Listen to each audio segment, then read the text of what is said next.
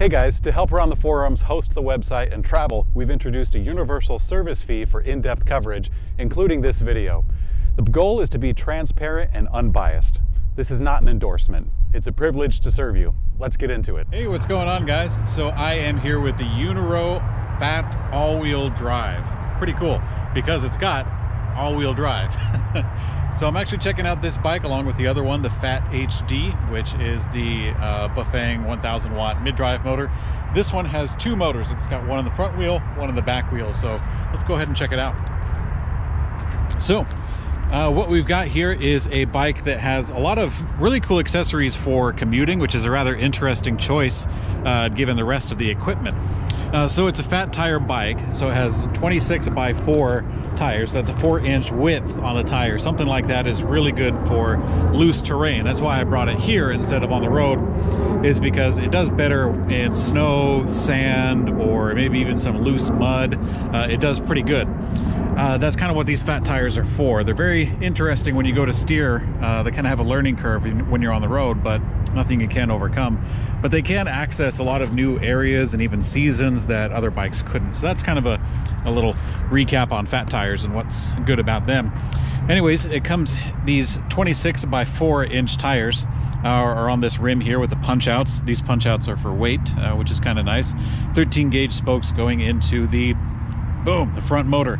We'll get to the motor, I promise. I want to go over the mechanical details so we can get to the exciting stuff in a minute. But so you have the spokes, the 13 gauge spokes going into the wheel. I mentioned that. The mechanical disc brakes are Pro Max 310. Now they work okay when they're tuned. You know, when they get out of tune, they're not all that fun. But one advantage towards having a mechanical disc brake is that they're pretty easy to fix. I actually prefer mechanical disc brake if it were me, because I can fix them very easily.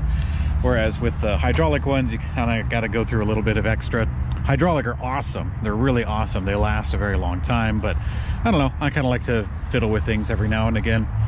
Other great equipment that you have on this bike is the metal fenders. By the way, the brakes on the front and on the rear are the same on this 160 millimeter rotor that you have, the same size. So the metal fenders, like I said, are one of my favorite features for this bike.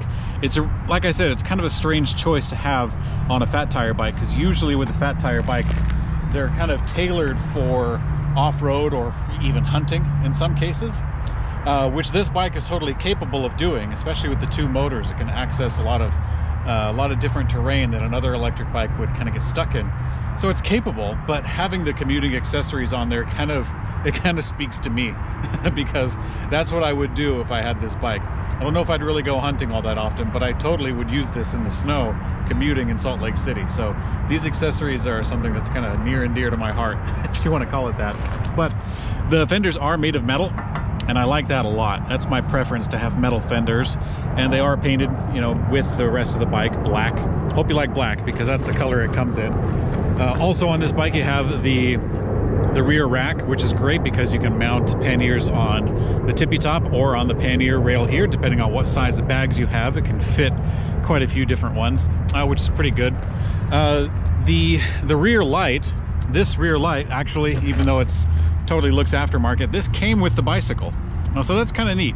I have it mounted back here. Originally it came on the seat post, but I mounted it back here because that makes sense. So it comes with a battery inside, you know, has a flashing or a steady or off, of course. I mean, it's not the best option. You know, if you have an integrated light where the lights kind of come in from the main battery and then go all the way back here, that's of course a really nice feature. But it is kind of neat that they include a light at all. You know, I've seen many of them that have only a front light or no lights at all. But so yeah, this is a rather interesting choice. So the rack is fairly wide, so you wouldn't be able to fit like road panniers on here if you have the double-sided, but you could get the single side on either one. You also got the little lever for the gloves, I suppose. So moving up to the front of the bike, you have the seat post, which has a pretty good suspension system in the seat post itself. So with this seat post, it kind of compresses a little bit. This is a cover that kind of hides the hydraulics that are inside of this, which is nice because it adds a little bit of cushion. This bike is stiff otherwise. It doesn't have a suspension on the rear. It doesn't have a suspension on the front. So your hands are kind of taking a little bit of beating if you're on some really rough areas. And if you likewise had a solid seat post, you'd be in the same boat. But this one does have a suspension seat post that kind of compresses a bit. See if I can get it going. Of course, it's pretty stiff because it has to deal with the weight of a full-size rider, and as strong as I think I am, I'm probably not enough to compress it all the way with my arms.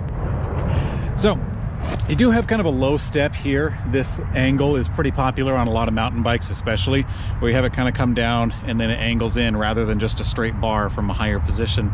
So this gives you a fairly low standover height when you're standing over the bike, which is nice, but still gives you a lot of options because you can put it in a low, you can put the seat in a lower position and have a more relaxed kind of ride, say if you're doing some lightweight commuting, or you can kind of raise it up all the way. Let's see.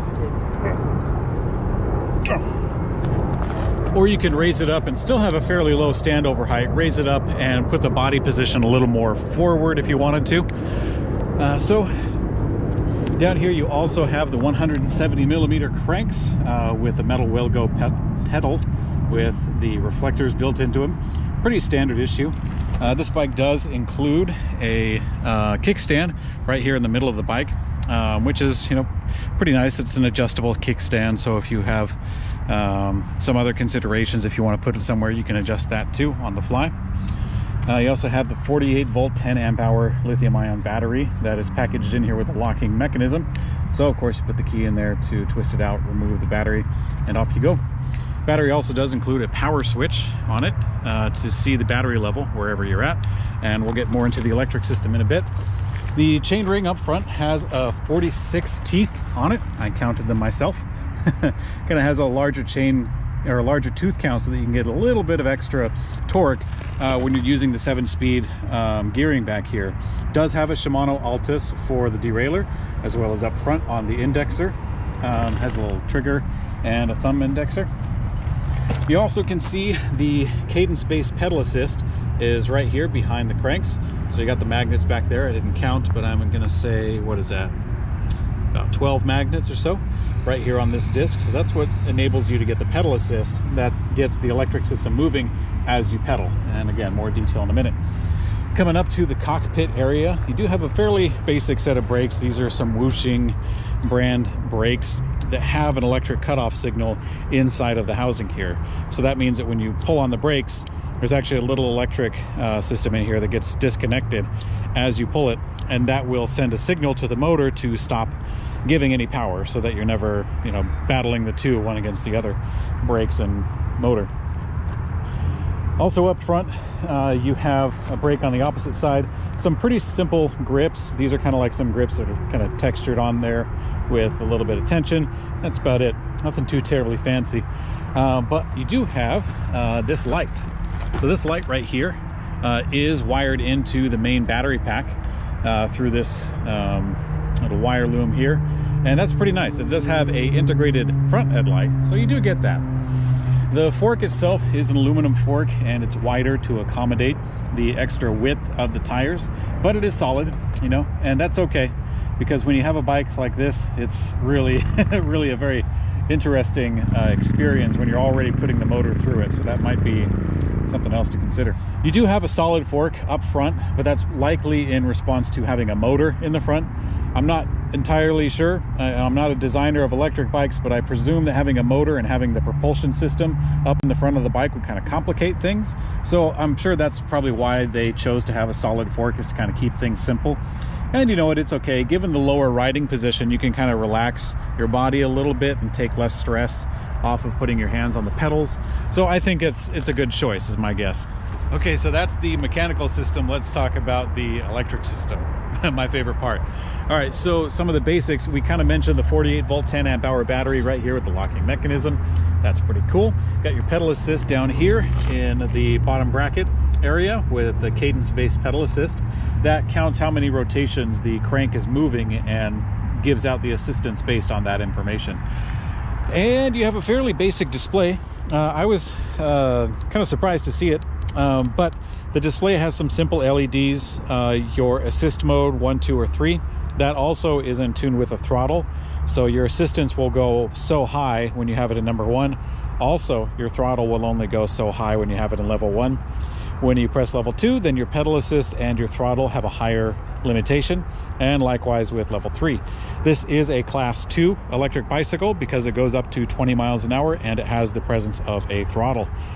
But with this basic display, you have a small button to get the headlight going, which is cute. Also, your power level is shown on 4 bars right here. You can tell I've been kind of riding it around a little bit because it's got red, yellow, and then 2 green bars, and I have exhausted some of them. I've had some fun. And on this side, you have the motor selector. So this rocker switch has 3 positions. It has middle, and it has left, and it has right. Each one of those serves a function to select the motor. So when you have it in the far right position, that will move only the front motor. When you have it in the far left position, that will move only the back motor. And as you can imagine, right in the middle, you get both motors at the same time. That is for pedal assist, and it is also for throttle. So why don't I keep it here, and we'll see if I can dance a little bit and show you both of those going. See, I'll back up and do a little bit of acrobatics here. Make sure I got an assist mode, got some semblance of a brake. There we go. I'll put some footage of me playing around with this when I'm not holding a camera, and it should look pretty cool. I'm excited for it. One other thing to mention is that I'm here in Las Vegas, Nevada. That's where Uniro has their USA warehouse for these bikes. So even though it's a Chinese company, it does ship out from America, and they have support here for battery reconstruction if you need it, but battery support as well as motor support right here. So that's pretty cool. That's a nice thing. When they do ship out from here, it comes in 2 boxes, which is kind of strange. When I pulled this bike out, the box was in a box. So I guess it's pretty nice because then, you know, it protects it, keeps it nice and clean, but you know, it's definitely new. Yeah, enough of that. Let's just jump on, show you how it does. Okay, so I know that I just said that these do very well when you're off-road, but right now when you're on the road, I can kind of highlight a little bit of the difference that you feel when you turn the different motors on and off. And that's one thing that I have not encountered before with a dual motor bike. I've probably ridden like 5 dual motor electric bikes, and with them, this is the first one that I've seen that has an active motor selector where you can, while you're riding the bike, while you're pedaling, while you're powering, you can switch the mode from front, rear, or both. And that's a pretty cool thing. All the other ones that I've tried, you got to stop the bike, get off, go goof around with the settings and everything to try to get it going again. And that kind of having to stop and get off the bike and kind of reset yourself while you're doing that is kind of difficult because you don't have that immediate difference with switching out the motor.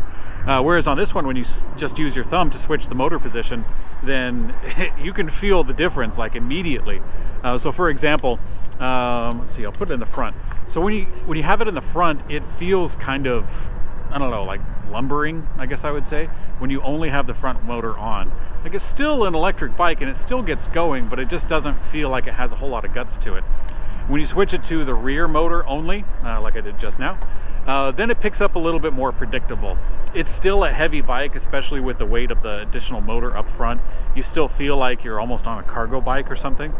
But that's only using one motor at a time, which would be really handy if you're doing something very technical. Say if you like to go off-road riding anyway, like in a Jeep Wrangler or something. This I could imagine this being like a good complement for that. But when you're only using one motor at a time, it's really not utilizing the system. So when you have it in the middle selector and then you get going, you really feel it pick up. There's a big difference. It feels more like this big heavy bicycle has, it's almost like it has a better system in it, you know. It definitely balances it out. It doesn't feel like you're really slugging to push something or really putting a lot of force into pushing it or pulling it. So yeah, I think the dual motor setup it's a lot more highlighted when you're able to select back and forth, especially on the road, because on the road it's a good place to test it. for kind of what to look for and what to feel for. I wish I had more time to take this on a really serious off-road, take it up to Salt Lake where it's all muddy and snowy right now. You know, that'd be nice. Not like here. Not like here. I mean, it's nice here, but for a different reason. Anyways, let's see if I can take it onto that gravelly patch again, and I'll show you the motors kicking in, and we'll see how that goes.